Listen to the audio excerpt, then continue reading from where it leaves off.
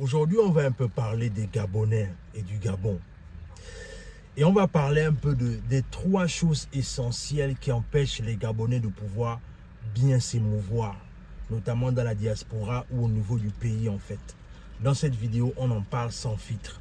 Sur ce, on est parti. Salut, moi c'est Warren et bienvenue dans ma chaîne Vestige. Ici, on parle de développement personnel, on parle d'entrepreneuriat, on parle d'immigration aux États-Unis, au Canada et on parle également de géopolitique. Ce sont des thématiques qui te parlent. Deux choses à faire. La première, tu t'abonnes à la chaîne et tu partages la vidéo autour de toi. La deuxième, tu nous suis à travers nos réseaux sociaux, notamment Facebook, Instagram et TikTok. Et pour toutes les personnes qui veulent se lancer dans l'entrepreneuriat, n'oubliez pas que on a eu notre premier événement cette année, le 21 juin 2025. On aura notre première rencontre business. Là, on va parler d'entrepreneuriat. On va parler de comment lancer un business, ce qu'il te faut pour lancer un business. C'est-à-dire que ce soit un business physique ou un business en ligne. Comment gérer ton indépendance financière et tout ce qui va avec. Le lien, c'est dans la barre de description. Allez déjà réserver vos places. Il n'y a plus beaucoup de places, mais le truc, c'est que je veux vraiment que beaucoup de gens soient dans cette conférence-là. Donc, allez déjà réserver votre place. Les places sont en train de se remplir. N'attendez pas le dernier moment pour le faire. Et également, la chose également qu'on a essayé de réfléchir, parce qu'on sait qu'à la fin de la journée, beaucoup de personnes ne pourront pas peut-être se rendre physiquement du côté du Nebraska ici avec nous. Et ce qu'on a fait, c'est qu'on a également ouvert la billetterie pour que les gens qui sont à distance, par exemple les gens qui sont dans d'autres États, ou encore par exemple les gens qui sont hors des États-Unis, puissent également assister à la conférence. Donc, le truc, c'est que quand vous prenez votre ticket, vous précisez simplement dans le lien à quel niveau est-ce que vous vous situez en fait. Et on va se faire un plaisir de vous connecter afin que vous soyez, vous puissiez assister autant pour moi à la conférence. Donc, il y a plein d'excuses. C'est-à-dire que tu sois avec nous dans le Nebraska ou dans le Midwest ou encore même que tu sois à distance, tu peux également assister à la conférence. Donc, c'est ce que je tenais à dire. Non, faut pas aller jusque-là, tout de même.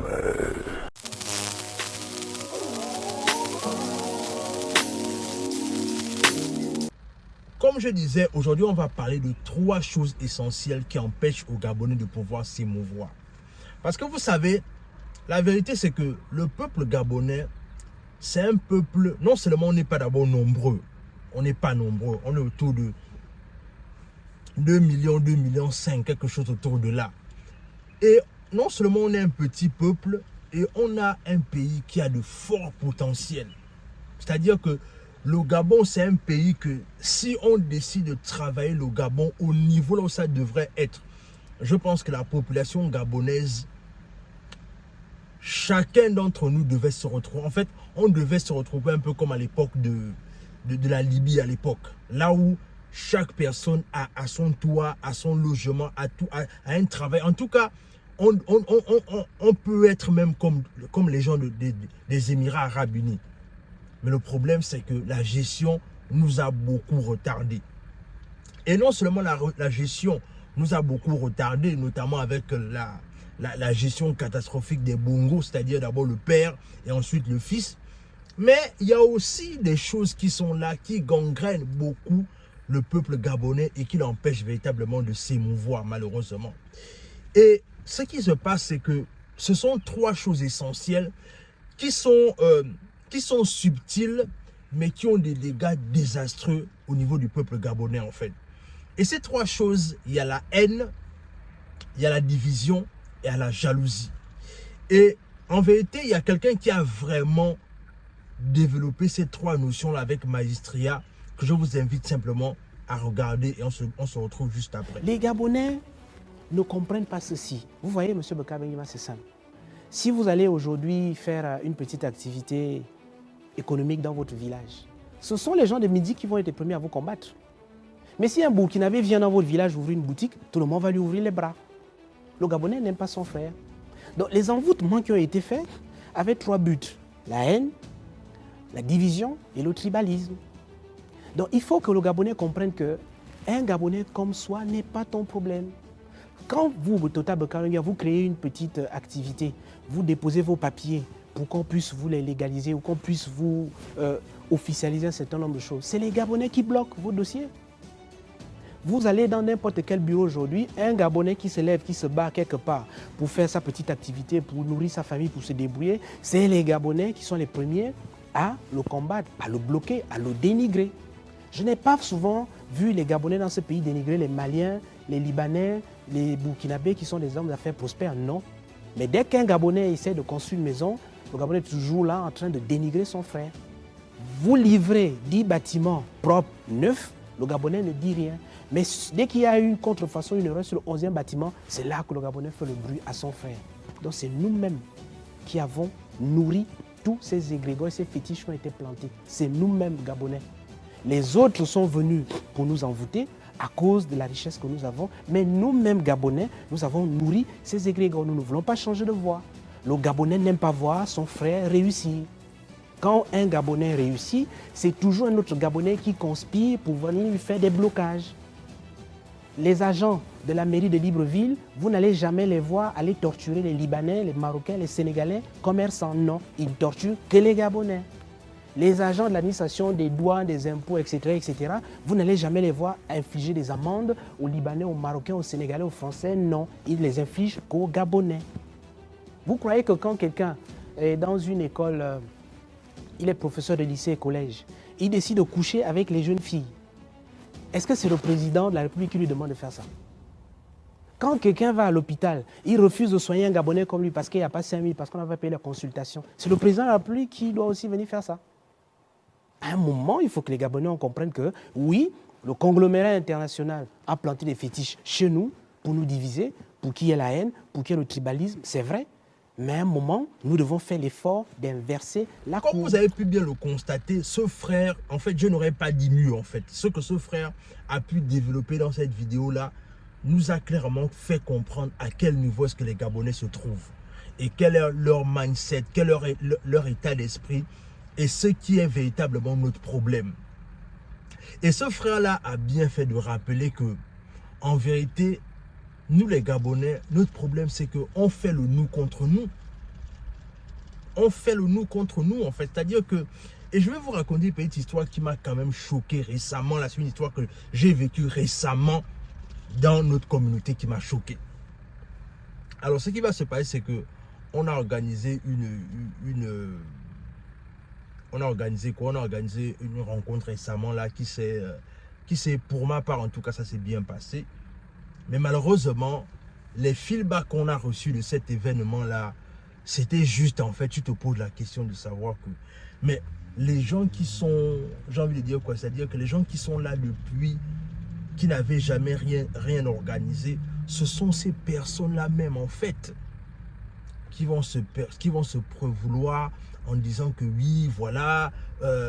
voilà ce que vous aurez dû faire de bien, voilà ce que vous avez raté, voilà. En fait, en vérité, on est ce peuple-là où, en fait, on attend quand quelqu'un lance l'initiative de faire quelque chose, mais ce qu'on va faire, c'est qu'on ne va pas donner le feedback de comment est-ce qu'on peut faire en sorte que cette personne-là, on va encourager cette personne, en fait. Mais ce qu'on va faire, c'est qu'on va attendre que la cérémonie se passe. Pendant que la cérémonie sera en train de se passer, ce qu'on va faire, c'est qu'on va briller dans le fait de regarder simplement ce qui n'a pas marché dans la cérémonie ou dans l'événement en fait. Mais la même chose inverse peut se passer avec un non-gabonais. Tu vas voir comment est-ce que le frère gabonais va briller par le fait de soutenir ce frère-là en fait. Va l'emmener à ce que, oh voilà ce que tu peux faire, voilà ce que tu aurais dû faire. Si tu veux même, je peux t'accompagner. Voilà comment on peut faire ça mieux pour réussir, etc., etc., etc.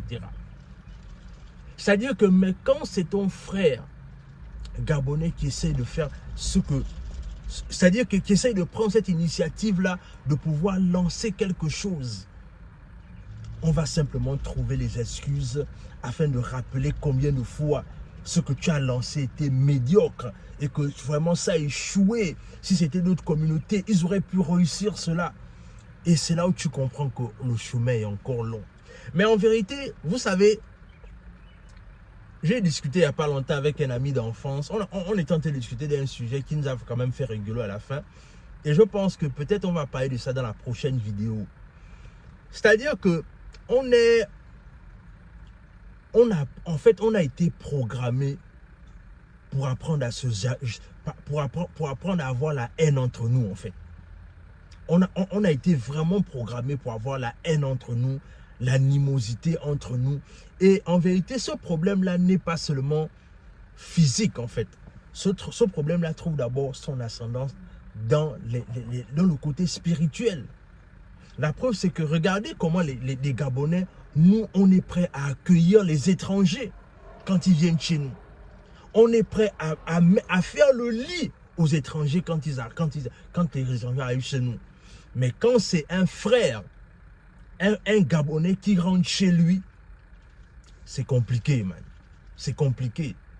Et je pense que la plupart du temps, comme a dit quelqu'un la dernière fois, c'est que, et c'est peut-être aussi cette mentalité-là qui touche également la plupart des pays africains, mais je ne veux pas parler des pays africains, mais je veux d'abord me concentrer simplement sur mon pays, le Gabon, parce que c'est je parle de ce que je maîtrise le mieux.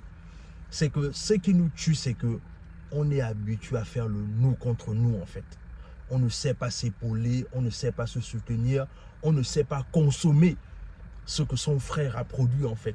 Ou encore, on ne sait pas encourager ce que son frère a fait. Mais ce qu'on va simplement faire, c'est que on va attendre son frère au corner, on va attendre son frère à l'axe pour que là où ton frère n'a pas échoué, là où ton frère a échoué, c'est ce que tu vas pointer du doigt, en fait.